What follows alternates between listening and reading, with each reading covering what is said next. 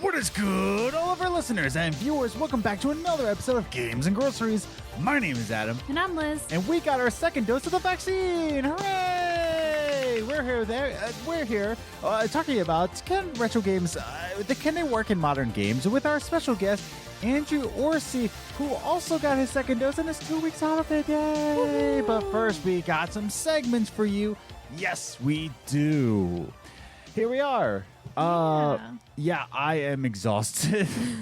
Yeah, I'm sore and tired. Like, I'm really tired. Yes, like just doing that intro, I was going all over the place in my mind. Like, okay, here we are. I also did a guest spot last night with Greatest Story Ever Played podcast. So yeah, and I was like, yeah, dude, I'm fine. And we were recording, and I'm like, oh, I'm not fine, am I? Yeah. So. Yeah, your symptoms hit you a little later than mine did. Oh, yeah. Especially today at work. It was just tremendous. A lot. But, you know, here we are. We're doing it. We got the vaccine. So good stuff. But, you know, why don't we get the show started, though? We got our good friend Andrew Orsie on the show. Yeah. It's going to be a lot of fun. Super fun. So let's get the show started. But if you want to hear us ramble on some more, we got another podcast for you. It's called What's the Biz? It comes out every Tuesday, and you can check it out. Me and Liz just ramble on about random stuff. So go give that a listen if you want to hear more of that, I guess. But we want to remind everybody that we're on social media. We're on Twitter at Gaming Groceries, or you can follow us individually. I'm at Ace the Grocer. And I'm at Journey First. Or you can follow us on Instagram, Games and Groceries, all one word, because I share pictures sometimes, but I also ask you a question about the topic on the podcast. Hooray! I will ask you a question on social media, Twitter, Instagram, Facebook, pertaining to the topic that we will have on this very show, and I want to hear your feedback on it. But you can also join the Discord. Hooray! Woo-hoo. We got some great people on there, like Felix Check. We got Andrew Orsie on there. We've got Volt Supreme. We've got that Commander Nikki on there. We got a whole lot of people up on the Discord. So join in. Link is in the description down below. Join the Discord. Have a good chat. It is what it is. And if you're watching us on YouTube, hey, how you doing? Don't forget to hit that subscribe button and the notification bell so that you know when all these episodes come out. And don't forget to review us and give us a rating on your favorite podcast platform. All right, business out of the way. That was great. Cool. I think it's time to jump into our first segment. What do you think? I agree. All right, let's just go ahead and do that with our first segment. Movie Minutes. Movie Minutes is a segment that we talk about the movies that we watched in the past week, whether it be on Netflix, Hulu, or HBO Max, and we like to give you a recommendation or not a recommendation. Here on the Games and Groceries podcast, we got a 5-point scale of how to recommend a movie to you. We start at, avoid at all costs, pass, enjoyable, solid, and perfect for us. So this week's movie is actually found on HBO Max now. I have not seen this film yet. It came out in theaters during the pandemic. And I didn't get to see it and didn't buy it on Blu-ray or anything. And it's finally on HBO Max. What movie am I talking about? It's Christopher Nolan's Tenet. Hooray! Tenet is now on HBO Max starting sometime early May, I guess. Yeah, I think it's just the beginning of May. Yeah, so Tenet is now on there. I have not seen it. Didn't see it in theaters because pandemic.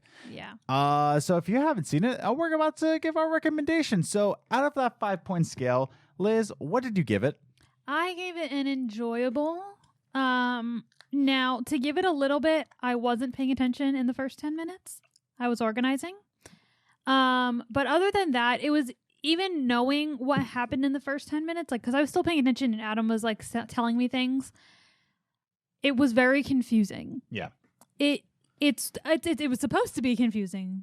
Like, they basically tell you that. It's supposed to be confusing, but for me, if I can't even tell you anything about it, like if I can't tell you anything that's going on or why or what, it's too confusing. But you could tell that they put a lot of time and energy into it, and I think if you could follow it, it's a good movie. But it was confusing for me. Yeah, you gave it enjoyable because of the work that went in. I also gave it enjoyable, and I really wish, because I'm a big fan of Christopher Nolan, and I really wish I could give this a solid recommendation.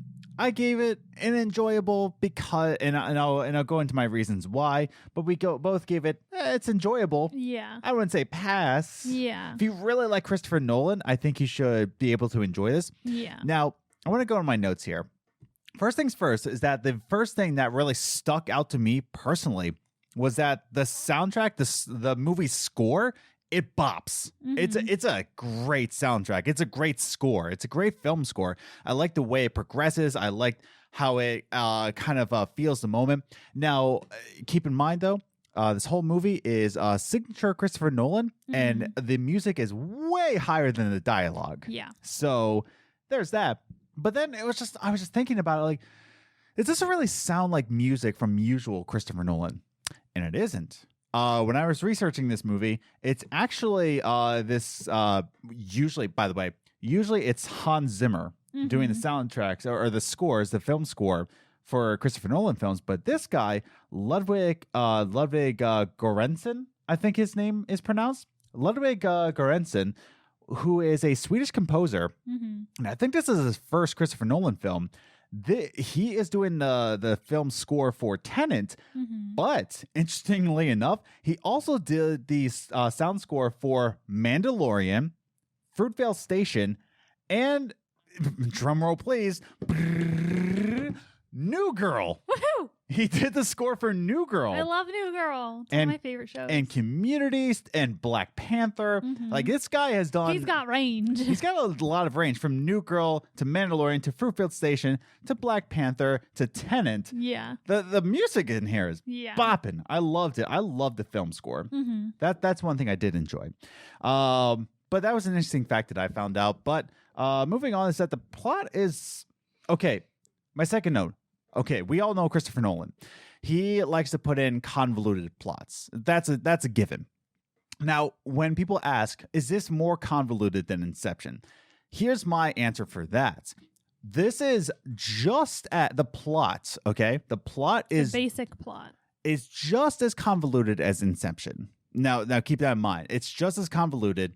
However, what makes Tenet different is that there's more rules and factors that go into the plot that make it more complex. That's not necessarily a good thing. It just is what it is. Inception's easier to follow, and Inception's pretty hard to follow. Yeah. And that's the thing, is that this has a lot more rules and a lot more factors, but the plot is just as complex as Inception. Yeah.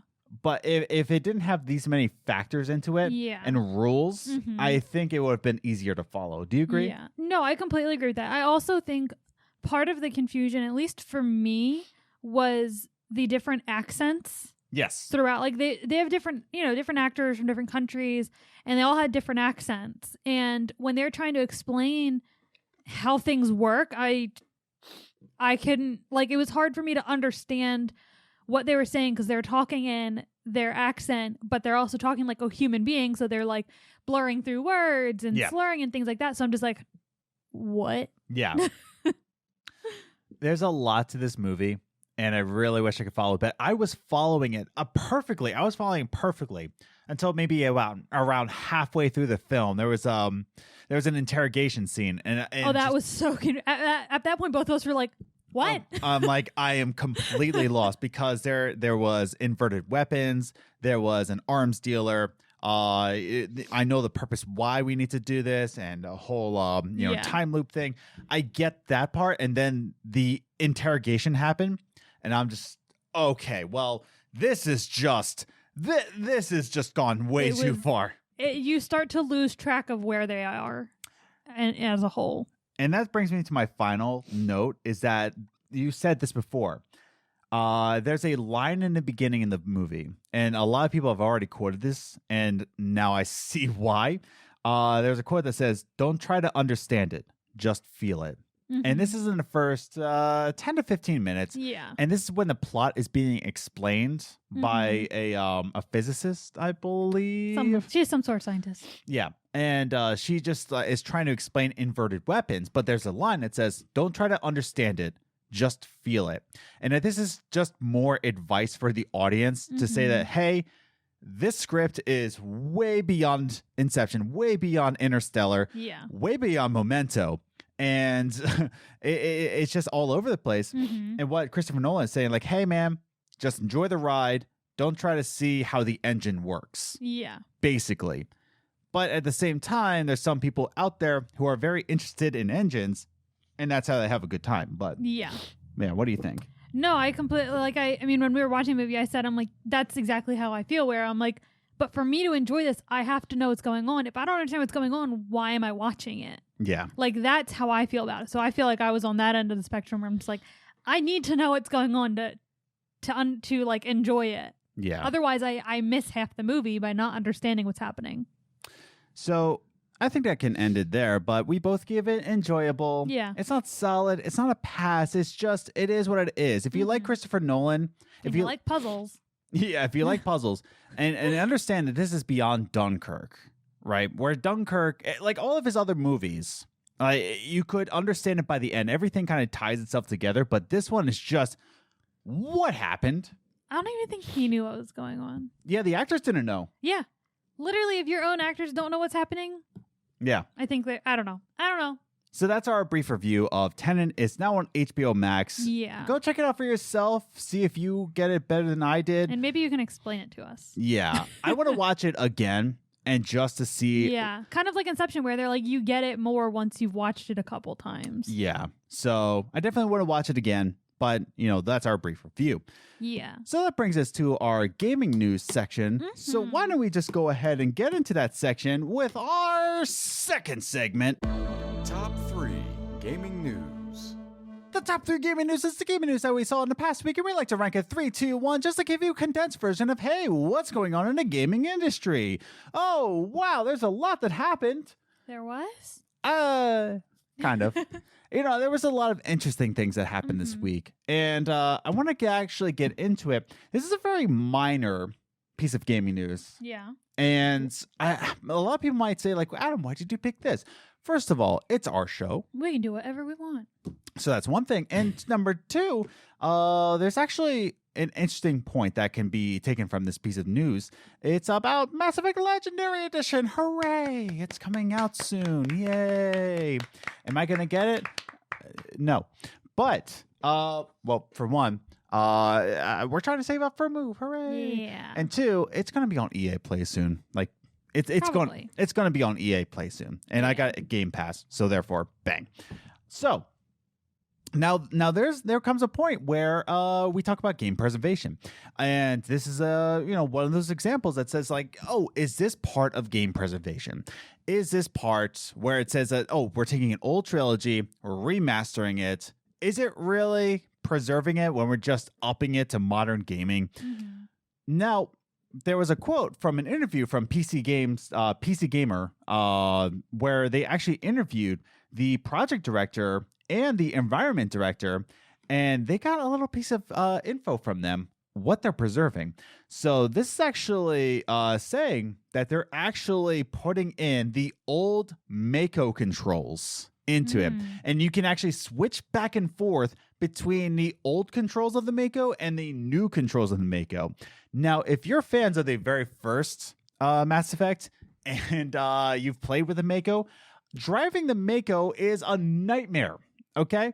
And they actually quote right here that they put it in for, what was the quote that they put in? For people who do like pain is what they quoted. That's funny. So I want to read this quote right here, because there comes a point of preservation where, a lot of people want the old controls. A lot of people want to still see it because it is still a charm of the game, and it's still part of gaming history. To say that, there was a big complaint with Mass Effect fans, and it's a big part of the Mass Effect community. And that brings up to this quote here, which says, this is from Mac Walters, who was the project director, who says, you'll never get consensus, says Walters. Whether people love it or some people hate it, we're making a big point of it, often in marketing. But it's a lighter touch, and I think people might think than they might think. Sorry. And the optional control scheme is optional, so you can drop back and forth. So he's saying that, like, there's a lighter touch into the controls. People who liked the Mako controls, they'll be happy. But he's saying if you really don't like the new controls, you can switch back to it. Liz, do you have any thoughts on this? I mean, I think it's nice to offer because some people do like that nostalgia feel. Like a few Christmases ago, I got you the Duke for the Xbox One. Yes. And, you know, even though it wasn't the original, you enjoyed your time like holding it again. And you're just like, oh my gosh. Right. Like you were like, you like that nostalgia feel of playing it like you did when you first started playing Xbox. And I think that's nice to have in a game that, like, if you're going to be doing something like this, it's a nice option for people who want the nostalgia, but also having the modern controls for someone who's just entering it or doesn't care or didn't like the old controls. So I think it's nice. Yeah. So I think it brings up a good point of just saying that game preservation isn't just the game in of itself. We keep thinking about everything in terms of, you know, bringing it to modernized ways. But sometimes the controls, the original controls, have to be protected, have to be preserved. Yeah. And not a lot of us think about that. Where do we want the same control scheme? Do we want this same? Or are we just saying that, like, everything needs to be modernized, everything needs to be fixed? Does it need to be fixed, or is it part of game history? And that's a question where a lot of people will ask it.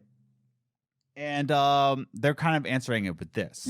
So it brings up a good talking point here. But, you know, should we preserve all game controls? Should we preserve all other retro games the way they controlled and not fix them? Or should we make it optional like this? So I don't know. I thought it was pretty interesting. Yeah. That you can make it optional, that you can go back and forth between it. So I don't know. It's pretty cool. So brings us to our number 2 gaming news. This is about the PlayStation Store. And the PlayStation Store is possibly facing a class action lawsuit. Wow. Oh, no. Sort of, kind of. So the class action lawsuit is actually coming in response to April 1st, 2019. So this is a while ago. Wow. When the PlayStation Store, Sony said that all brick and mortar stores cannot be selling digital games. They cannot be selling digital cards, digital currency.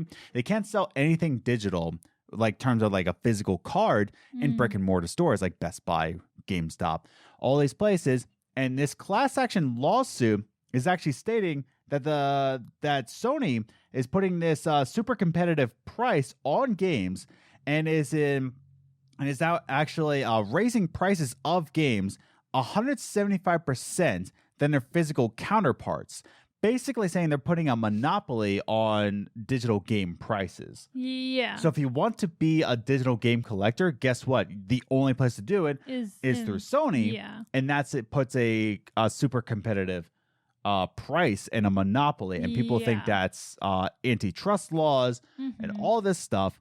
And this is a possible class action. Not really. But now, if the class action lawsuit goes through, there's other articles stating that this could actually lead to cheaper PS4 and PS5 digital games. This could lead to cheaper prices because the class action lawsuit's going through. Now, will this class action lawsuit go through? You might be asking as I spin around in my chair. Most likely, no. So this is actually a quote from Richard Hoeg of Hoeg Law Firm. And this guy knows his stuff. He's quoted a lot in the gaming industry. And I want to read this quote for you here because he says it's very, very unlikely. So this is what he has to say about the class action lawsuit, saying that it's unlawful for you to only have a monopoly on digital games. He says this. Overall, I think it's a very difficult case to make, given that, 1, historically, the U.S. antitrust laws have not been used against hardware providers in such a way, a hill Epic itself has to climb in a pending litigation. Number 2, Epic is going out of its way to provide testimony in their own case to establish that their theory should not be applied on to console manufacturers. And 3, Sony here is being asked to provide an affirmative service, digital code distribution, whereas Apple is effectively being asked to only get out of Epic's way. And that number 3 is the most important part. Sony is being asked by consumers, like, hey, we want digital games. We want them now. So we're demanding that you give us a service. Whereas Epic, in this class action law, in this certain lawsuit, it's like, hey, we're trying to do our business and Apple is a wall in our way, and we're trying to give the people something, but there's a wall in our way. That's the difference here. And that's why, Richard Hoeg, Hogue, I don't know. He knows, but we don't. Exactly. Everybody else but me. But that's what he has to say, is that overall, this is a very difficult case to make. But if this does go through, this could lead to cheaper prices. But most likely, this is not going to go through. I just think it's a very silly lawsuit to have. But you have any thoughts on this? Yeah, I mean, I understand both sides. Like, I understand Sony. It's like, well, it's our games, it's our company. So, like they can, in the end, it is up to them. Right. But at the same time, it really isn't fair to the consumer that they have to pay either these astronomical prices for physical games or have to only buy them in the Sony store. Yeah. And you can't buy any Sony products outside of that store. Yeah. It's all pretty silly, if you ask me. It is silly. So, what do you think about it? I want to hear your thoughts in the comments down below. What do you think about this? Do you think this is going to go through? Do you hate that I'm sniffling all the way through this? I'm sorry. I got my injection yesterday, and I feel like garbage. So, it is what it is, but Andrew Orsie's here to save the day. Yes, he will. But yeah, what are your thoughts on all this and so much more? But we want to bring it over to our number 1 gaming news. Woo-hoo. Oh boy, it's about Stadia and how good it is and how successful it is and how our buddy Brian McGinnis, he's still a good person and I love him so much. But he's wrong about Stadia. So Stadia apparently is falling through because our good friend, I wish she would come on the show, but she won't because she's too good for us. Jade Raymond had started a studio with PlayStation. So she started a studio called Haven. This is a couple weeks ago. Yeah. This is actually March. I was gonna say it was a couple months ago. And she started an indie studio after Stadia had let her go. After Stadia said, you know what, I don't really want to focus on first party games. I hate first party games because they take too long to make. Goodbye, Jade Raymond. And so Jade Raymond left and PlayStation swooped her up and said, hey, can you start a studio, make your own PlayStation IP? Jade Raymond said, sure. Now, brings us to this month where 6 members of Stadia, 6 heads of Stadia have left the company to go join Haven. And this is just wild. 6 of them. And I want to include here that one of the 6 is none other than, I have it written down. I'm so sorry. Sebastian Puel. I don't know. Sebastian Puel, who is the general manager behind Stadia. The general manager of Stadia has left Stadia to go over to Haven with Jade Raymond. So whenever we read this quote, who gives all the names, by the way, so sorry, some of these are French names, and your boy's not French, so I'm going to butcher these names, so bear with me, I'm vaccinated. So the quote right here says, as noted by a post on Reset Era and discovered via LinkedIn profiles, Stadia's general manager, Sebastian Puel, head of creative services and publishing, Corey May, staff of UX researcher, Jonathan Dankoff, graphics programmer, Pierre-Marc Berube, and concept artist, Irwin I'm vaccinated. And Francis Rosick, Francis Denoncourt have all left Google Stadia Games for new roles and swiftly expanding Haven Entertainment Studios. So let me repeat this, that the general manager, the head of creative services and publishing, the UX researcher, the graphics programmer, and concept artist from Stadia, heads of Stadia, have left Stadia to go join Jade Raymond. Yeah. Can we admit at this point that Stadia is dead? Like, it's crazy. Brian won't. No, Brian won't, and he's a gem to us. I value him, and he has. But I worry about him in this time. I do worry about him. He's very much a Stadia person, but go over to Luna. It's fine. But it's just insane. It's just absolutely insane. Yeah. But what do you think about this?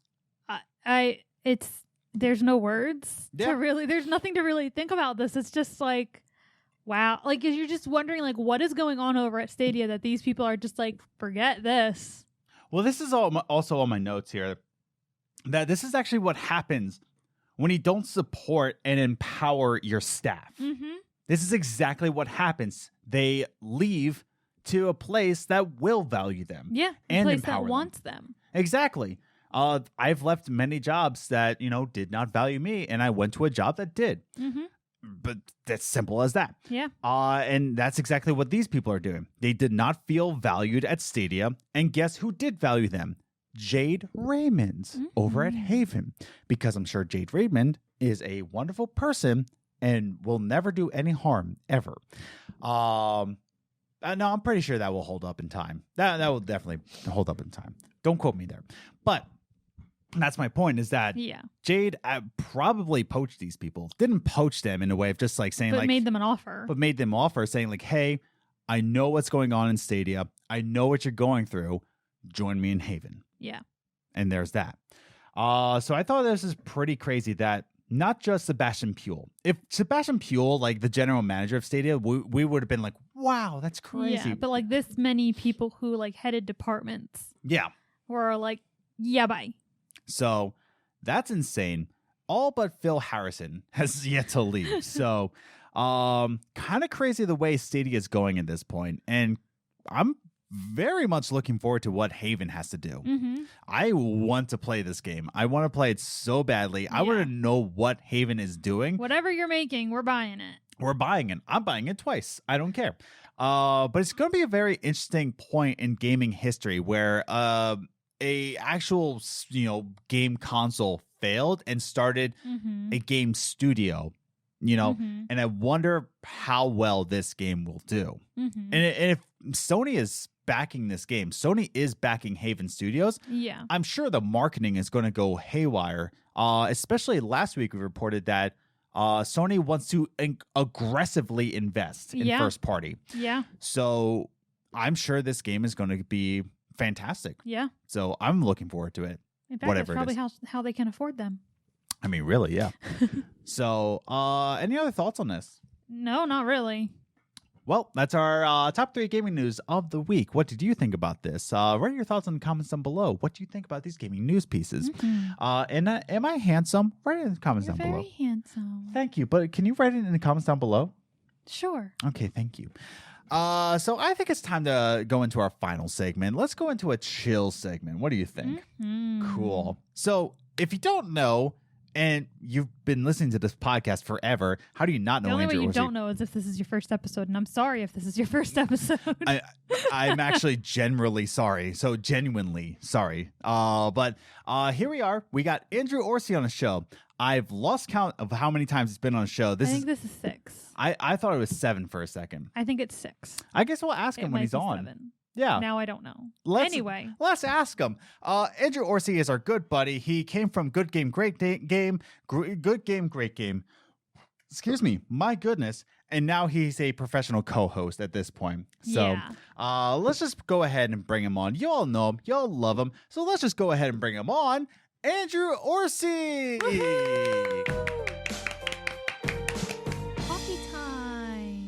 All right, everybody, we are back with our special guest who's been on the show 6 or 7 or 1,000 times. We've all lost track at this point. And he's just going to take over Games Groceries at this point. It's Andrew Orsie. Hooray! Andrew, how you doing? Adam sent me the thumbnail for this episode with just me on it, and I was like, that feels right. This is the step in my takeover, right? Yeah. It's just me. Straight up, like I just said, like, hey man, like this is gonna be like we still have to take our thumbnail pictures. He's like, nah, it looks done. Yeah, just me, just Andrew. You should do that. That would be hilarious. No, us in it. It's just that. Yeah. I'm actually gonna think about doing that. Yeah. Like just make him a little bit bigger. Yeah, and just like tiny us. I don't know. I feel like just him is like a progression of you guys steadily get smaller. Oh yeah, like make us look like we're behind him. Like we're set like far in the background and he's like up front. See, like anybody that's watching his YouTube channel has watched or has already seen the thumbnail and just how it turned out. So let us know what happened. Let us know what happens in the comments. Yeah, come back in time, please. Come back to the past. Please tell us what's happening. Really? Yeah. Let us know what we decide. I'm waiting for the Twitter DM right now that lets me know. Yeah. Time traveling Twitter DMs with Andrew Orsie. That'd be fun. Yeah. So Andrew, you're back on the show. Mm-hmm. Hooray. I sure am. And you're more vaccinated than us. Yeah. I'm super vaccinated. I went out to a restaurant tonight. Whoa. First time in over a year. Indoor, not outdoor. Indoor. Yeah, I've done a few outdoor things. Not even a lot of those. Just because even in New York, outdoor was crowded. And like the problem was even doing an outdoor, there's so little space because they're trying to create outdoor seating on the street, essentially, that most of the restaurants ended up just building another building. And I was like, is that outdoor anymore? I'm not sure. Yeah. Well, like my dad had gigs like for his band and they would just do it in a tent with heat lamps. I'm like, is this still outside? Like, how does this doesn't feel correct? This is just a loophole. You're indoors. Oh my goodness. But we're all getting there. We're all staying safe here. If you haven't gotten vaccinated yet, definitely consider it. I know Pennsylvania law, if 70% of people get vaccinated, adults, 70% of adults get vaccinated, the mask mandate is going to be over. So that's crazy. Yeah. And then we'll move and we'll do our masks again. Oh, yeah. But in North Dakota, they have no masks. They don't even know what a mask is. No, they wear masks. Halloween masks, maybe. But my goodness. We're kind of talking like this is a What's the Biz episode, but this is official. Let's get serious, guys. We got official business. Official business. So we're here with Andrew Orsie. We're going to be talking about can retro franchises work in modern games? And I wanted to discuss this because Ratchet & Clank has really been making this revival. It's not even just a remake, but this reboot is very much next gen. In fact, this is kind of, not celebrating, but really taking control of what the PS5 can do here with a retro game franchise that we all thought might be just dying or dead. So while we get this show on the road here, I do want to define the subject. I'm going to go around the room, me, you, TV Andrew here, and talk about, what is the main differences, right, between games of old, the way we played video games versus modern games of today. And Andrew, since you're our guest here, you got a lot of knowledge on retro games. You're pretty much the retro game king, apparently. I'm just old. What do you think? What do you like? What do you think are the main differences between the way we played games in retro and modern games today? I think there's two. It's kind of bare bones, just my initial gut instincts about it. But I think there's two facets. I think one is you have to consider that the age group has shifted. Back in the retro gaming era, video games were being made for kids very specifically. And that's what they were marketed towards and blah, blah, blah. Versus nowadays, I think you have a much wider audience for video games, and the developers have gotten to a point where they're acknowledging that and where they recognize that, like, oh, we now have people who literally grew up playing video games and okay, they're in their 30s or 40s, but they're still playing them. Yeah. So just the types of games you're developing and the ways the developers want you to engage with the game is going to be different because they're marketing to a larger age spectrum. But then I think the other thing is just like the style of, first of all, there's more capability nowadays. Advances in technology change things inherently, and that was always going to happen. Oh, sure. But I think you also get games that are more about, like, back then it was sort of like save points were not everywhere. Autosave features were not a thing. Mhm. I remember like my old platformers, it was the kind of thing where you would get as deep as you could in the game, and when you ran out of lives, it would give you a password. And if you didn't write that password down, you had to start the Yes. game from the beginning again. God about that. Yeah. Including that kind of Aladdin and thing. Lion King, I think did that too. Yep, Yeah. they did. Yeah, I think Mhm. so. I never really got that far. Those and then Tiny Toon Adventures for the Sega Genesis. I remember having just pictures of the codes. That's right. Oh my God. Yeah, like passwords aren't really a thing anymore because, if you don't have autosave in your game, then what are you even doing? Yeah. It's almost like a feature that like we don't have autosave. I still freak out when I'm playing a game and there's no option to click save. Same. Yes. Like- Same. Like it's like ingrained in me, like, no, where do I save? yeah. Like I get so nervous closing it. I'm like, okay, that was the autosave symbol like 2 seconds ago. But I need to click Yeah. save. Yeah, I've been playing the new Pokemon Snap, and every time I like go to play a different game or shut off the Switch, I'm like, are you gonna remember that I took that picture? It was a really good picture. Are you gonna remember? Yeah. Yeah, exactly. Liz, what do you think? When we're talking about, are the differences between retro games and modern games? Well, like, what are the main differences that you think about? For me personally, at least, there's a difference between the games I played when I was younger and the games I play now, and not even just like the age group, but the type of game, because I grew up with Nintendo systems and a Genesis. Yeah. So I had more of those like family games or like just like simple games that like I didn't even realize growing up that there was even a type of story behind it. Mm-hmm. And now as an adult, like I play Life is Strange. I play games with a lot of meaning and a lot of emotion in them, and like a lot of complexity in them. Mm-hmm. And so that for me is like a huge difference in just the type of games, because growing up, those are the only games I played. And that's why I stopped playing video games. I'm just like, meh, I'm bored with that. Like, I don't want to do that anymore. I thought that's all games were. Like, I remember I would play Gladiator on my cousin's PlayStation 2. Mm-hmm. And I wasn't paying attention to anything they said. Both of us were like, shut up, shut up, shut up. I just want to fight. Like, that's all I thought video games were. Mm-hmm. So now as an adult, like that's the biggest difference for me, is just the type of game that I'm playing and capable and like able to play. Cause like they didn't have things like Life is Strange and Detroit when we were growing up. Yeah. I really think it's also, now when I say oversaturation, when I'm talking about like the difference between retro games and today, I'm not saying that retro games never got oversaturation. In fact, oversaturation is how we got into the Atari ET in the dumpster, the place where the landfill. The landfill. dumpster is where it's supposed to go. Yeah, exactly. No, like that's the thing, is that there's a lot about oversaturation, but when I'm talking about oversaturation, there's a lot of like really good games coming out, and kind of like you can't really keep up with it, right?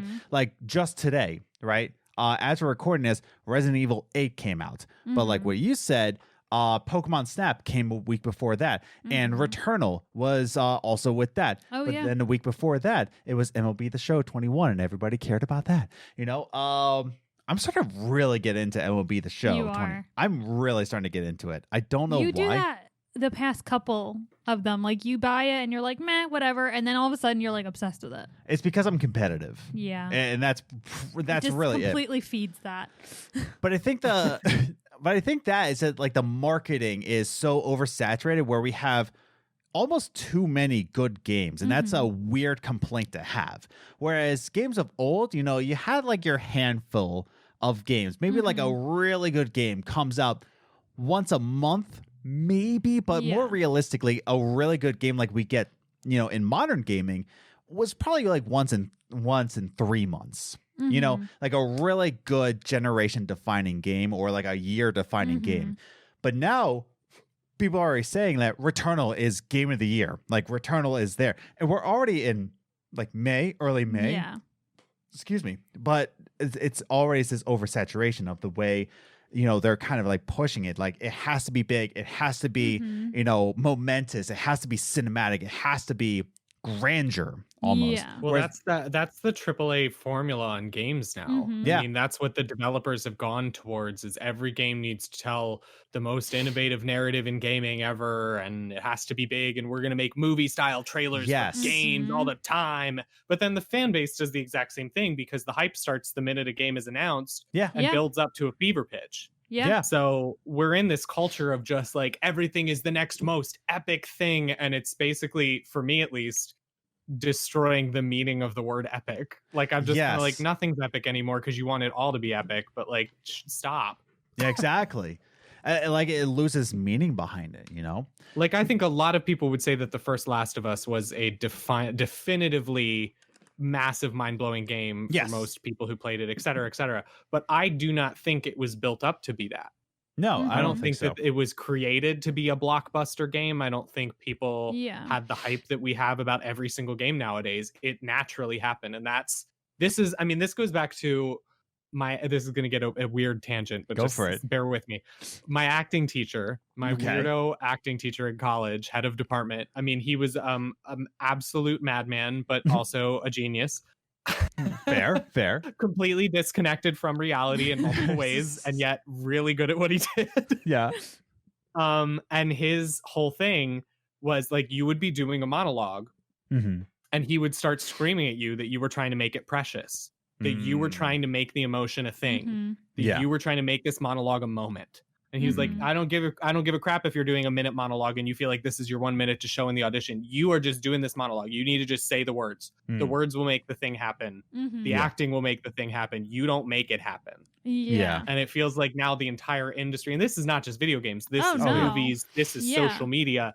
Everything is like, everyone is trying to push every little thing as a big moment. Yes. And Mhm. everything can't be a big moment. Yeah. So Yeah. we all Yeah. need to settle down. Yeah. That's fair. I could just be an old man now and I'm grumpy, but it makes me Yeah. very tired. Yeah. Yeah. Well, I was going to say the same thing. Like the movies we watched growing up, you can tell they weren't meant to be like huge and memorable, but they all defined our childhood. Mhm. Like, Right. you know what I mean? Like they weren't meant to be huge blockbusters. Yeah. Like I'm sure they made The Lion King, but like, this is cute.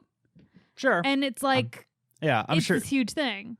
Yeah. You know? I'm sure there was more planning behind it. Like I'm sure Disney. Well, yeah, but you know what I Yeah. mean? Where it's Disney like, did a little bit more. Although to be fair, Lion King was actually expected to be less big than Pocahontas, and so there was less focus on it. That's There you true. go. Yeah. So whereas now that's like the number one thing people say they need to see in like live. yeah. Like, Exactly. Mhm. That's some of people's favorite musicals to see live. Yeah. And so, you know, they didn't plan on these things when we were growing up. But I think I'm going to sound old too, but Okay. I blame technology Yeah. because Hey, it's us, that a bunch of 20, 30-year-olds complaining about the world. But it's that advancement of technology where people are like, look what we can do. And they want to show off what they can do with this new technology. And it Yeah. makes things more grand and bigger and bigger. And suddenly we got swept up in this thing where it's like everything needs to be huge. Yeah. And they stop losing a good story and just focusing on like, this makes money. yeah. And it's all ridiculous.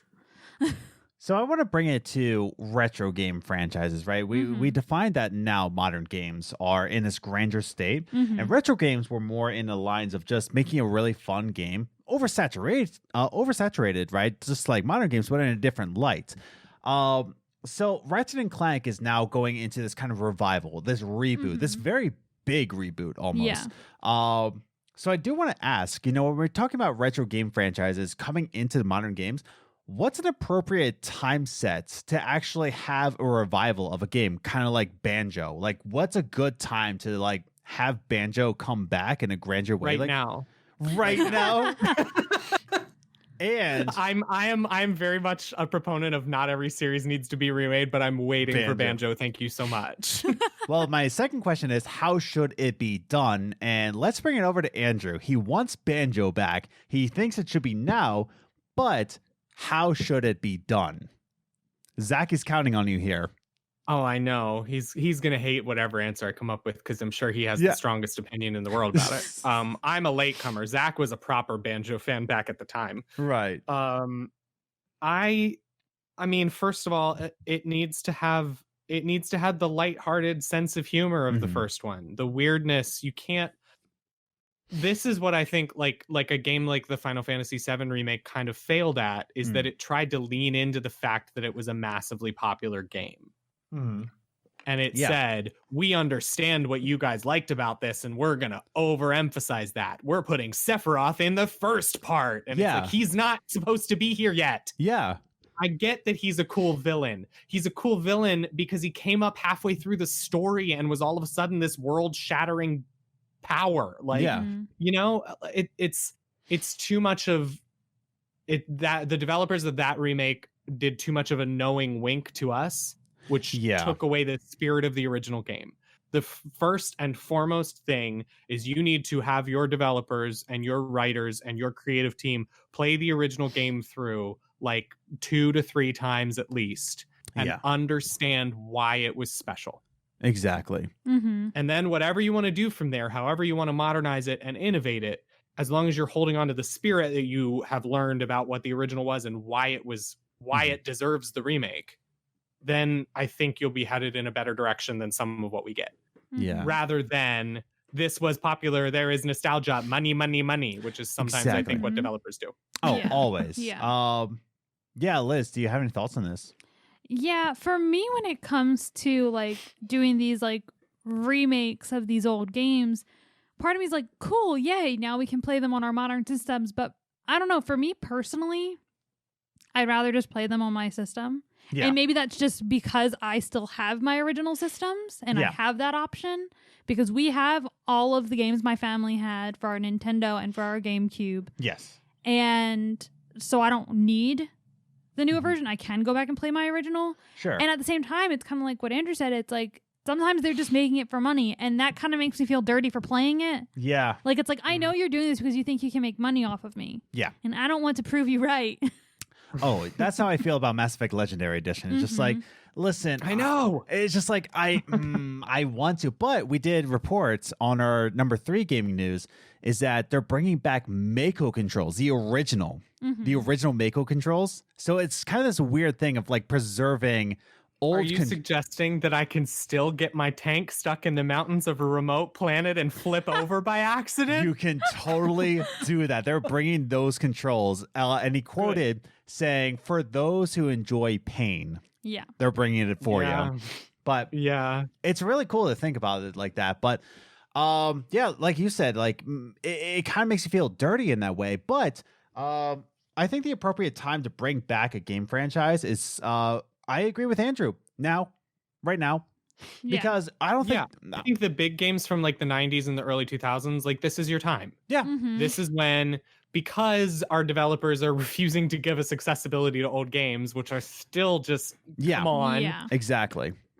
People can't play them now. So now is the time where if the franchise was charming, if it had legs, if it has a nostalgia factor for some people and also enough of something that's worth introducing to the newer generations, do that. Bring it in. Yeah.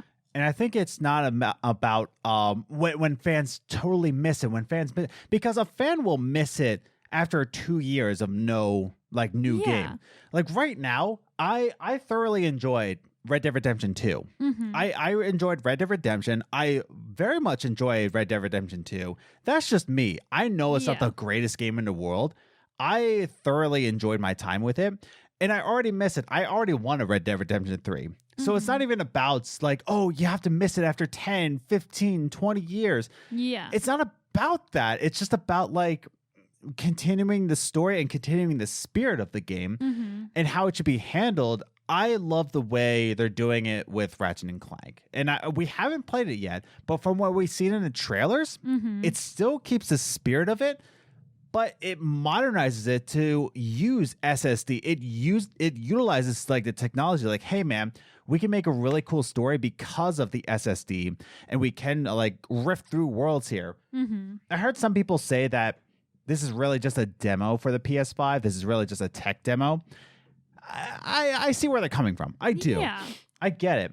But when you have the technology, why not use it? Yeah. You know? Exactly.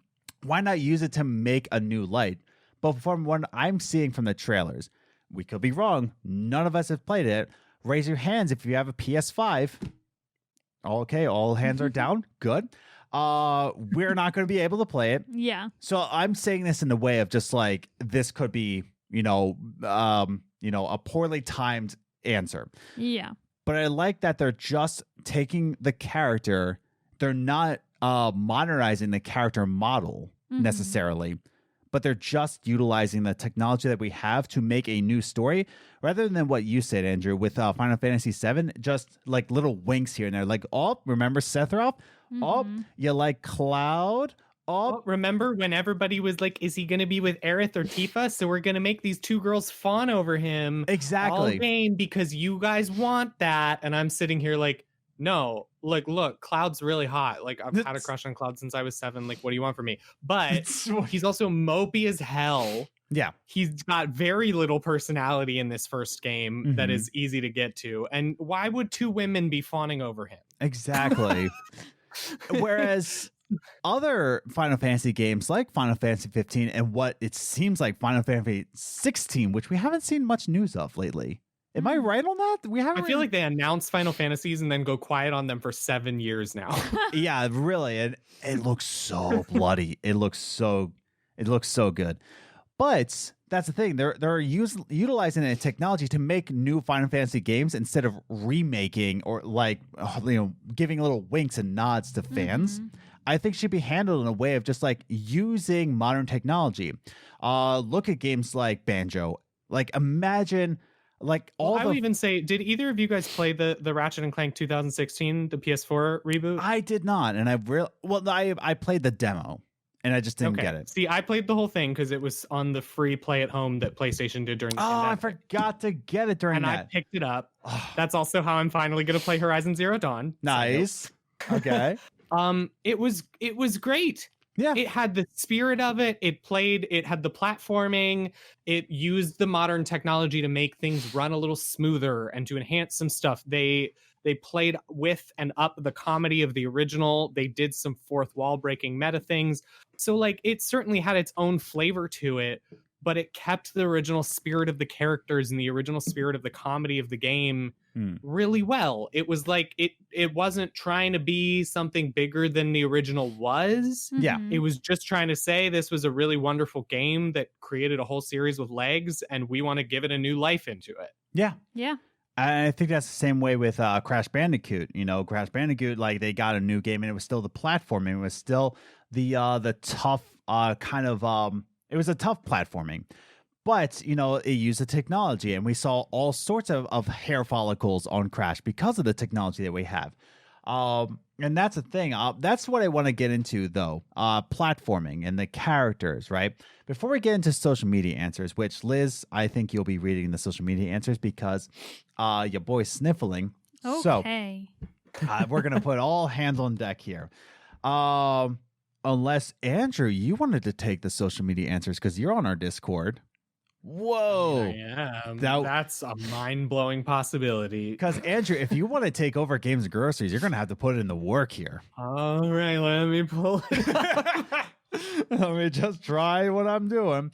I'm just doing casual product placement with my new phone. Oh, you got the purple iPhone? I got the purple iPhone. Oh, my God. Look at her. It doesn't even look purple in this lighting. It doesn't work at all. It looks purple. Yeah, it looks like indigo. I mean, I'm purple shirt, purple iPhone. Here I am. Yeah, you're basically Barney the dinosaur is what we're saying. No? No. That's not what we're doing? Mean. No.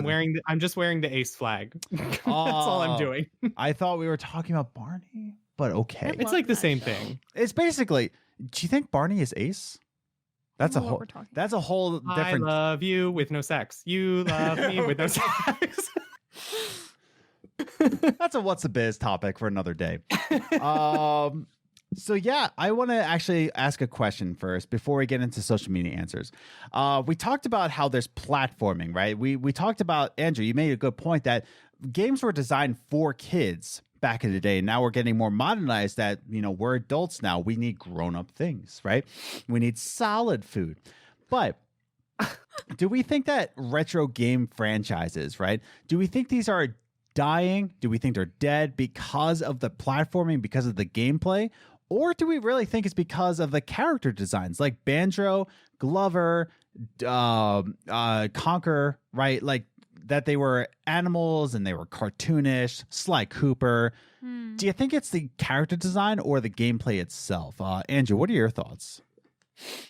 I think it could be some of a little bit of everything. I think the characters can still be wonderfully charming. I mean, people still fall for new games that have very distinct art styles and weirdly cartoony graphics, or you know what I mean? I don't think hyper realistic graphics and human main characters make or break whether a game is going to be successful. Do I think that we now have people who makes me feel old to say it, but have come into the era of gaming where graphics were good and where everything was human and where narratives were already being told and where games felt like movies.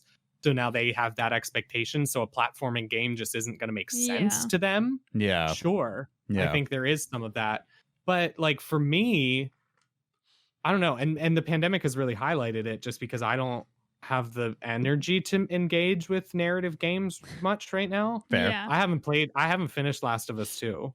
Oh no. I haven't finished Last of Us 1. I started to do it and then I did a trip out of the city. And so it took a few weeks away from it. And then I came back and I was just like, I don't know. It's awfully sad and I'm sad too. So yeah, I know what you mean. That's fair. So I'm not doing like heavy narrative games right now and mindless simple platforming games that I can play in the background have been a lifesaver at the moment. Yeah. So I don't necessarily like, for me, the platforming is actually lovely. And this is coming from a person who once upon a time hated platforming games. Yeah. And I'm still bad at them. I just have learned to love them. That's But fair. I don't know. I mean, yeah, I think there's a bit of a cultural shift. And I think it's now that we have multiple generations engaging in video games that changes. The different generations are going to engage in different ways and have different expectations based on what they grew up around. Yeah. No, that's fair. Liz, what are your thoughts? I think part of it, of why we feel that shift, is because, kind of like Andrew said, like, I don't think it matters the character. Like, yeah, they're still charming, they're still nice, but we still have platformers today. They're just different. Like, we have Unraveled. Yes. And that's the same thing. But I think the reason why we see like Ratchet and Clank and things like that as children, and why we have a harder time playing it as adults, is because our subconscious sees that as child. Like, that is for a child. And I am above that now. I am a man now. Like, you know what I mean? Yeah. Like, I feel like our subconscious just tells us, like, no, I can't play that anymore. That's for children. Yeah. I'm an adult. I'm going to play this much more difficult game. No, I get that. And that really goes into the way society goes. It's that, like, right now we're all, 30, 31, 30, 20. I'll be 28 in August. 30. We're all in there. Old. We're all in the old. And we're all having this expectations of society saying that, like, oh, where's your house? Oh, where are your kids? Oh, where's your white collar job? Oh, and it's just like you'll always have to have this format in life that you go into these animal, like, cereal box mascot kind of characters. And I think that's what kind of killed the retro game franchise, because we still have platforming in modern day. We still have these gameplays. We still have collectathons in games. I really do believe that. I believe it because I've been playing it. But it's more, I think, the character designs, that it's less cartoony, especially talking about Banjo-Kazooie with the... no, that's Animal Crossing. Wait, no, Banjo's dialogue is, like, kind of weird, too, if I'm right. Well, Banjo has, like, Gruntilda does everything in verse, and like they just had weird character, like, quirks as to the ways that they spoke. And Kazooie was sort of brash and loud and annoying and just sort of yelled at Banjo all the time. Yes. It was just like, it was very cartoonish. And nowadays, to be an adult and to even watch a cartoon, you're judged. To watch anime, you're judged. Yeah. Like, anything that has to do with colors and outline drawings, that nope, you can't do that unless it's The Simpsons. Then you're fine. Unless it holds some sort of adult topic. Yeah. Like, because even think of the platformers you play now. You wouldn't have played them when you were 10. They're not interesting. Yeah. You play very serious platformers. You play Unraveled and Celeste. Yes. Like, and Hue. Like, you're going to play Hue when if you're I 10. played Celeste when I was 10, I don't think I could even fathom what was going on with that game. Exactly. Like, Yeah. you, even though you still I would play have quit because it would have been too frustrating and I wouldn't have understood anything behind it. Yeah, exactly. Yeah. So I feel like, yeah, we still have platformers and they're still fine to play now. I think it's playing those old games that we played when we were younger that in our brains are like, no, we can't play that. That's fair. Like, that is like pure, like, you only play it when you feel nostalgic. You're not going to seriously sit down and play Banjo-Kazooie. Yes. Like, your subconscious doesn't allow you to do that. I agree. I think it's a good time to jump into something that we call social media answers. Hooray! Something that we call it. Nobody else would call it that, but we call it. We call it that. We That call is it that. Hours. Everybody else calls it torture -0. What? Final. I'm vaccinated. What? So we got some social media answers. All of them are on the Discord. Hooray! Join the Discord. Woohoo! Or else I'll send Andrew Orsie after you. Ooh. You both said that's a threat. So we got 3 of them, and I'm sure Andrew Orsie prepared himself, and he has them in front of him, right? Do you do? I didn't sure think you would. So, because I already said he would, and because he has them in front of him, Andrew, since you want to take over Games and Groceries, you pretty much want to be the only Games and Groceries. It will be Andrew and Groceries. And then eventually Andrew and Andrew. Andrew and Andrew. And then it'll be Andrew. He'll take away the and. It'll be Andrew. So, Andrew, why don't you take away with the first piece of gaming news, I believe from Commander... No, Absolute Prodigy is first. So... Actually, our first one is from Volt Supreme, and he said, can you please expand on the question a little bit? I asked, could all of our favorite retro game franchises work in modern games? The toughest part about making these questions is that They have to be short. they have to be short, and 2, I don't want to give away too much of what we're going to be talking about, you know? Right, you don't want the full topic to just be in the social media question. Exactly. Why would they even listen? Exactly. So I just, those are the hardest parts. So, yeah. So you got that one, and go ahead, take it away. Okay. So our first one is from Absolute Prodigy, and he said, considering that we're currently in the reboot, remake, remaster season for games, every game that had any sort of following previously that's going to get remastered will still do well. I'm just waiting for a remaster of Ape Escape. I also don't believe that retro franchises are dying or dead. People are still playing these games religiously. They may not have new people playing those games or knowing about them. Yeah. And I totally agree with that. But Andrew, what are your thoughts? Yeah, I do think like that's the thing. We have to remember that the retro franchises and the retro fan base, while sure, there's probably a few people getting added to it every once in a while because they talked to their friends who loved old games and brought them in. That is not the rapidly growing fan base of video games at the moment. No, yeah. But for someone like me, like I will go back and find a way to install Doom from 1992 on my computer and play it again. Yes. I will absolutely continue to play that game probably for years and years.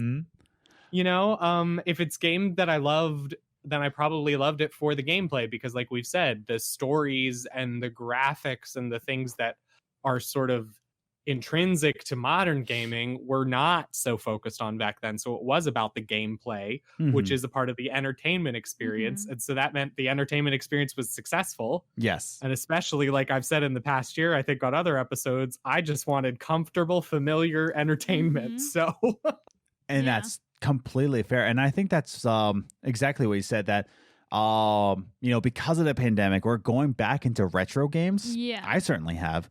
I want to go back to my old childhood and like play old games. Now, again, yes, I am, you know, racking up points in MLB The Show 21. That's a whole different story. But I think I had the most fun with Tony Hawk's Pro Skater 1 and 2 Remaster. Only because like it brought me back to my childhood in a modernized way. Yeah. You know, I could play it on my new console, but I've sunk so many hours into Yeah. that. And I hate that Xbox did not keep track of how many hours it put in. It's one of those games on Xbox that just says like, oh yeah, we don't keep track of your hours. I'm like, please, why? I need to prove that I'm sad. But Liz, what do you think about Absolute Prodigy's answer? No, I agree that like if a retro game is successful, it's going to be successful now because again, look at how many people flocked to Animal Crossing for the Switch. Yeah, true. Mm-hmm. Because and it wasn't even just the adults who were going back and playing it because they had it when they were younger. They brought their kids along. I have younger cousins who all like obsessively played Animal Crossing when the pandemic started. Yeah. And so was I. Like I am 27 and my cousin I think is like 13 or 14 and both of us were playing it obsessively. Yeah. Because she was playing it for the first time and I was playing it for like from back in my childhood. So I think like that's a perfect example of like something that was successful when we were younger is going to be successful now because you're going to have us who love it and want to re-experience it. But at the same time, we also want to introduce it to the younger generation that we have now.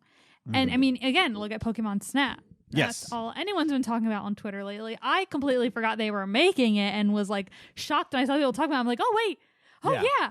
Oh man, I want to play.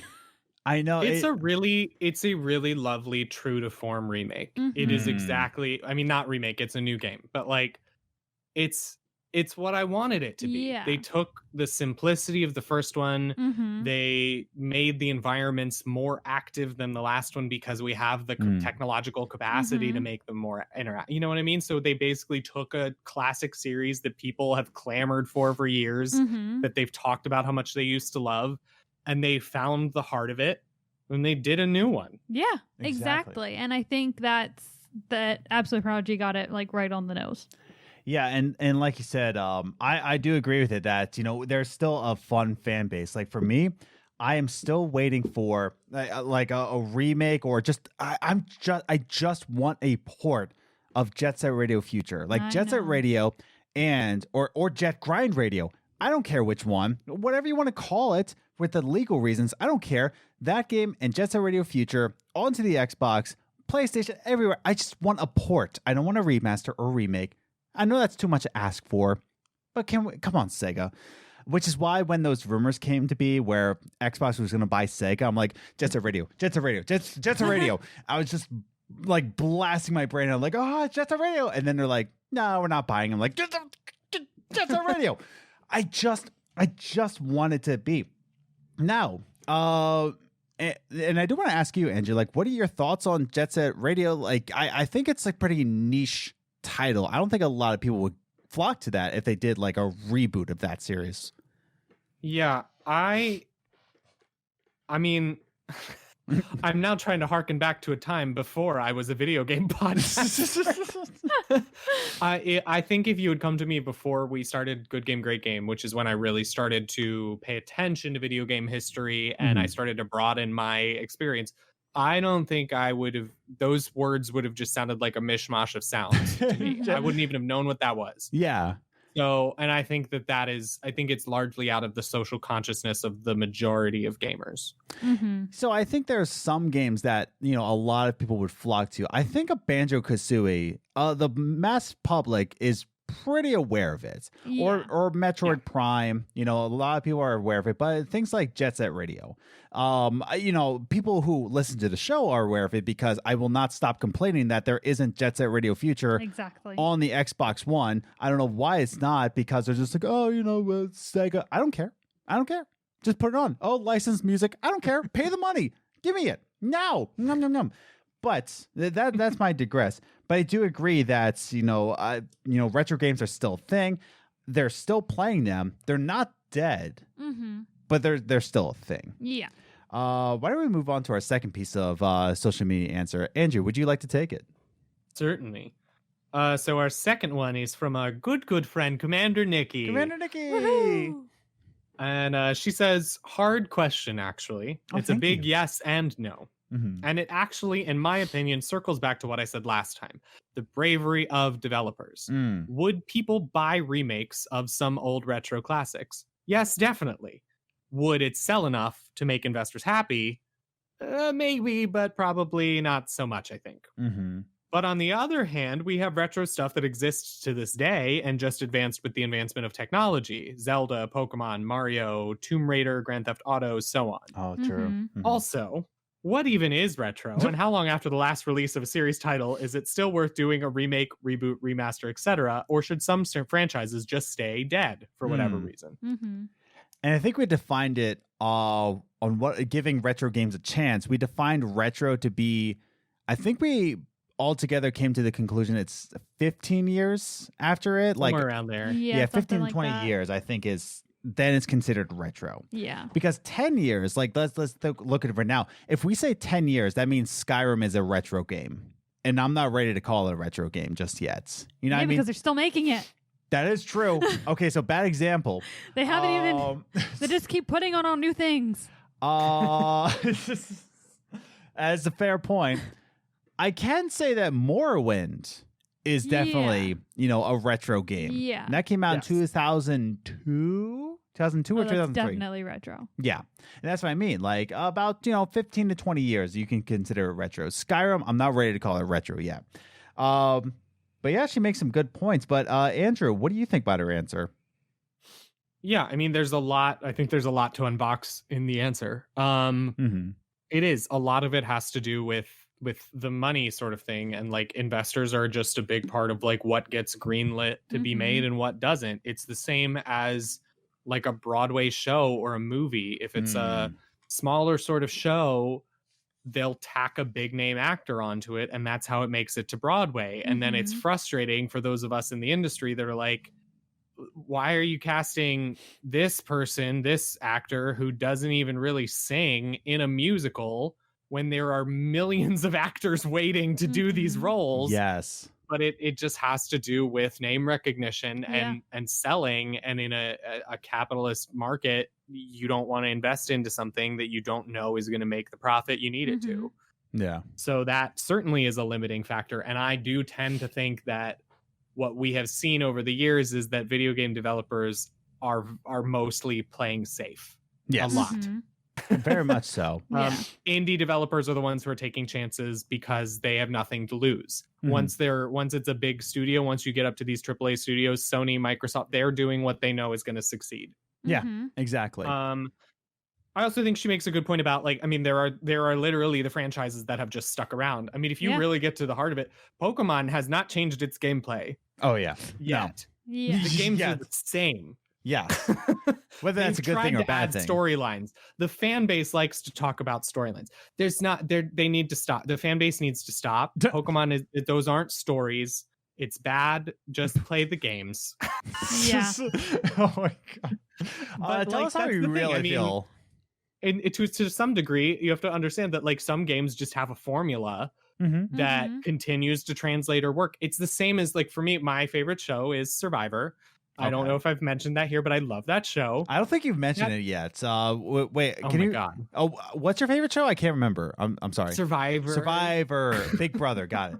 But yeah, your favorite I also show's... like Big Brother. Yeah, I know you do. Love Yeah. Big Brother. To be fair, Survivor has basically Survivor's got 40 seasons out. Yeah. Is it 40? And if you 40 seasons. I And used if you to really watch- get down to the heart of it, Yeah. the structure of the game is the same as it was in day one. It's Yes. advanced because people know more about it, so people come onto the show knowing what to expect. Versus Right. the first season was 16 people like, Yeah. they're putting us on an island. What do we do? Yeah. Yeah. It's like when people But, go on like, Big Brother, yeah. I'm just like, have you never watched Big Brother? Ever? Yeah. Right. Mm-hmm. Anyway, So it's like, yeah, and Big Brother is the same kind of way. It is Yeah. really still the same format. I mean, Yeah. Big Brother gets a little crazy with the twists now, but they're a little obsessed with their still. twists. Mm-hmm. But yeah. it's a matter of like, yeah, there's a natural evolution, but at its heart, it was a formula that worked. Mm-hmm. And it just continues to work even Yeah. in a modernized context. And I think that is the key in her final point of like which franchises should remain dead versus which ones deserve a remake or a remaster are the ones where it's like, okay, well, we'll just get to the core of the gameplay. Yeah. Mm-hmm. Would it translate? Can we put this in a new coat of paint with some graphical reduxes and some quality of life improvements, and will it still work? And my example for this will actually be the first Fire Emblem, Shadow Dragon and the Blade of Light. Okay. They ported it onto the Switch, just like did an English patch because it was never actually released in America. They did an English patch, and then they basically just ported the original game. It was only available for a limited time because Nintendo keeps doing that weird thing where they only sell stuff for 3 months. I don't understand, but here we are.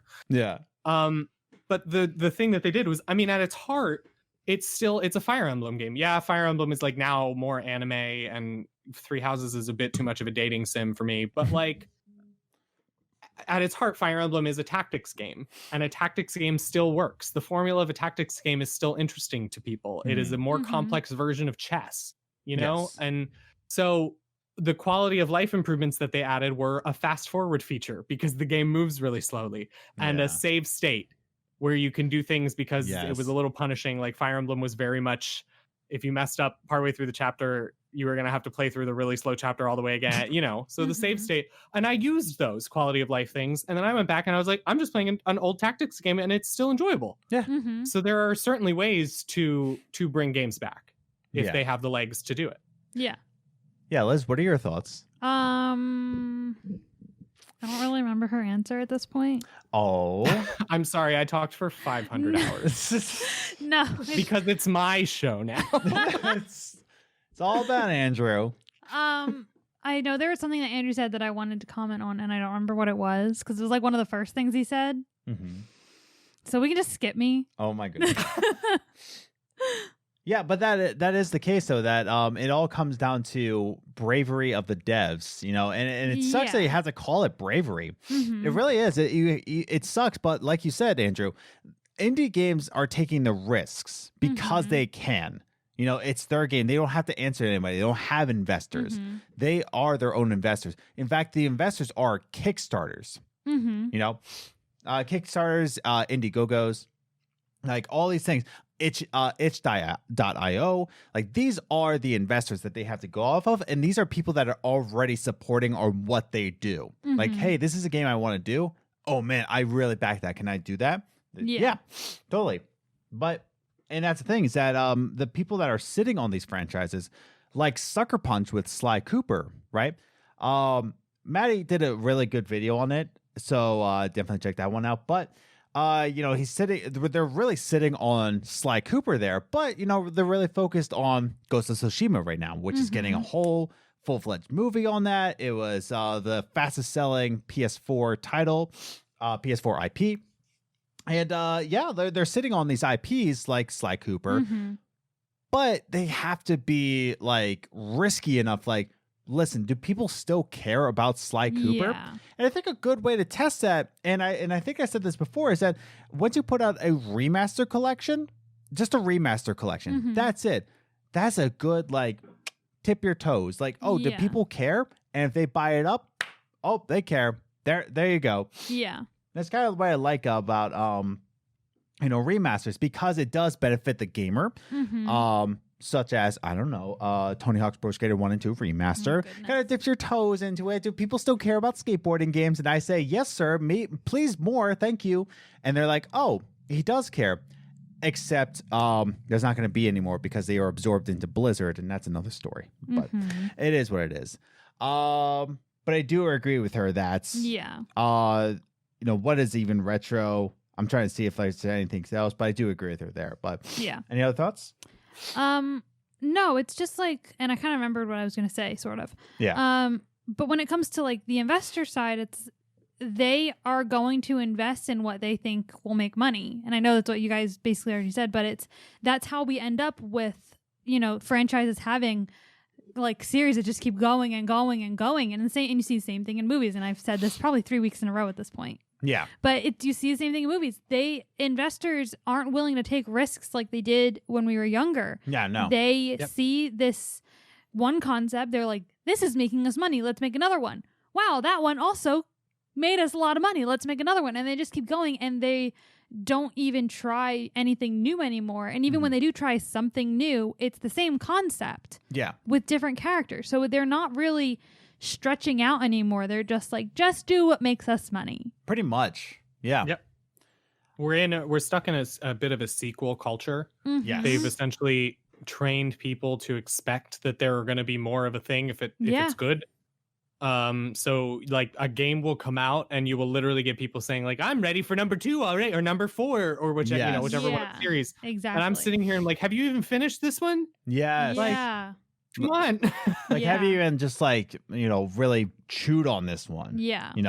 Like Ghost of It's the same as my frustration with TV shows. I feel like now that the expectation of TV shows is for another season and another season and another season, I would rather you do something like something that is a contained story. When you conceptualize the TV show or the video game series, conceptualize the whole thing. Yes. Make it a trilogy. Say it's gonna be 3 games. Here's the story we're gonna tell. If you're just doing 3 games, the way you can tie those together is so much more narratively satisfying than just continuing to try to like pump out another one because it made money. It's the same as like Lost. Yeah. Lost got real lost because they made too many seasons. Yes. That's how I am with like Grey's Anatomy now. I'm like, okay, listen, I caught up on all the Grey's Anatomy when I was like a sophomore or junior in college. I've been watching Grey's Anatomy since I was sophomore or junior in college. They're still making seasons. I'm just like, listen, I'm really tired. And I'm getting really tired of continuously having to catch up on Grey's Anatomy. Yeah. We need to end. I can't relate. There's 3 main characters left. There's 3 characters from the original season. Including Husky Eyes. No, he was not in the original season. He came in much later on. Yeah. But there's 3 people from the first season. Yeah. Who is Husky Eyes? I think his name is Jesse in real life. I don't know his last name. Okay. Yeah, I call him Husky Eyes. He plays Jackson Avery in Grey's Anatomy. Oh, okay. Also, he played the guy in Detroit Become Human. Also, he was in NBA 2K21. Yeah. Also, he was in another game. He was in another video game. I don't remember. Yeah, he's in a good amount of video games. Yeah. To be honest. He's done some stuff. I know. Who would have thunk it? Right? Put him in some video game sequels. The investors will hop right on it. He's known. I mean, he's just really pretty to look at. I honestly think that's why he gets video game. Like that's why I think he gets half the jobs he gets. Yeah. I mean, he's a good actor, but he's also pretty. That's I'm fair. looking him up right now. Nope. Oh yeah. Okay, I know which one he is. I know him from Detroit. I don't know Grey's Anatomy at all, but I know him from Detroit. So, Andrew, why don't you take us with the final piece of social media answer? Yeah. So our last one comes from our good friend Twofer. We asked, could all our favorite retro game franchises work in modern games? And he says, I say absolutely.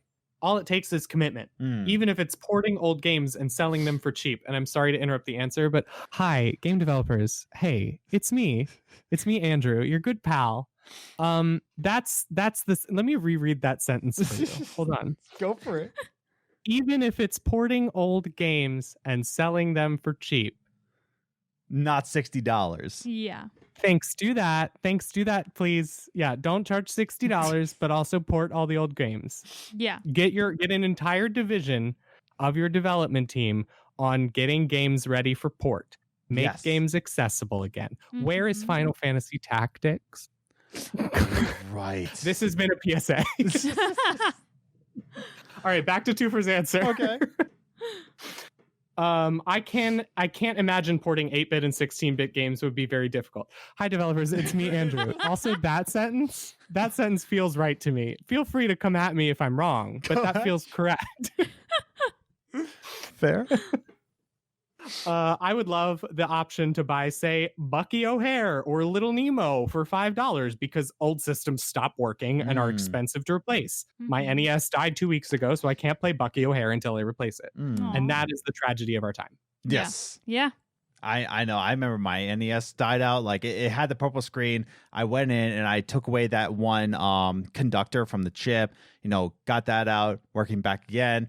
And then like maybe 3 months later, busted. I remember I was so surprised when we got got my Nintendo 64 from my parents' house, and I'm just like, I don't even know if this is gonna work. Yeah, we haven't turned it on in years. It was sitting in my parents' basement after they were moved. It's probably got dust and the vent is broken. The vent's not broken. The vent cover is broken. Yeah, but it's like, and it just worked, and we're like, oh, yeah, that's nice. Well, I opened it and I cleaned it up. Well, yeah, you did clean it, but it's like, you never know with those systems, and it's scary. My Sega Genesis is still pushing through.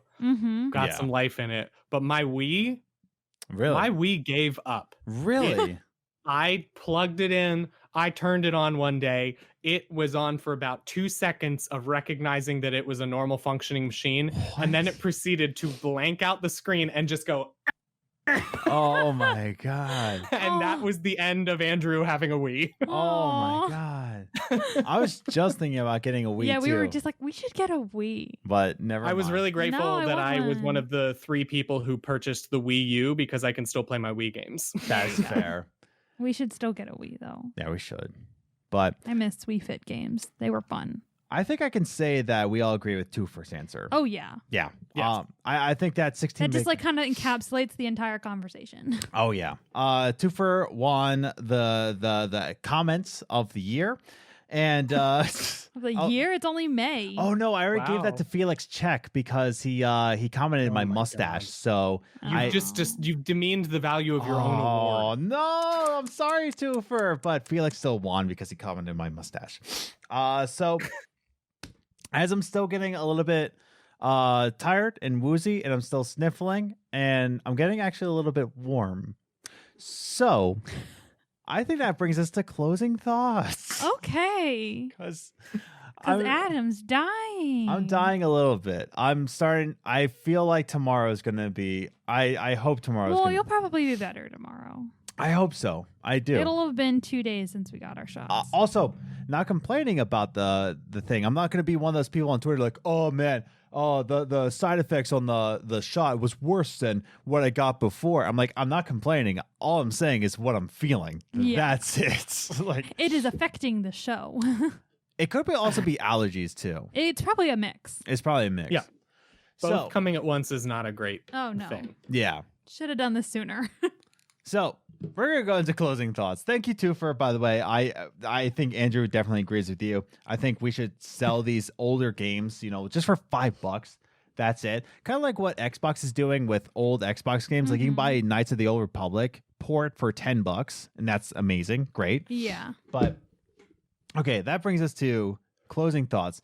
So I'll go, Liz will go, Andrew will have the last words on the show.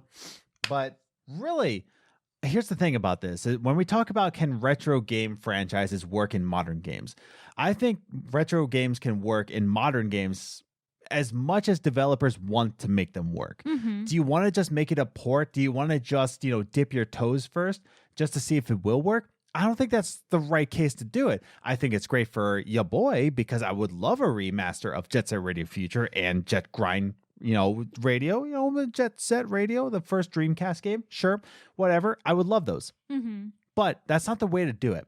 I think the way to really bring out retro game franchises is the way that we saw from Crash Bandicoot, the way we saw from Ratchet and Clank, the way we're seeing it in Skyrim being sold for the 35th time. Really just bring it to modern consoles. Yeah. But not only that, tell a new story. Use the technology. Bring up these old games. I would love Glover on the Xbox Series X, if that is a thing.